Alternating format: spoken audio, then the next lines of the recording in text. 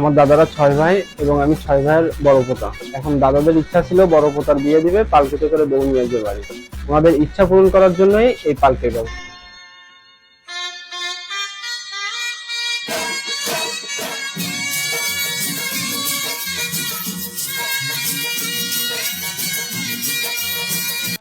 এমনি আমরা 6 ভাই, 6 ভাইয়ের ভিতরে প্রথম পাতা দিয়ে দিলাম, সে একটা আনন্দ জন্য দিছি।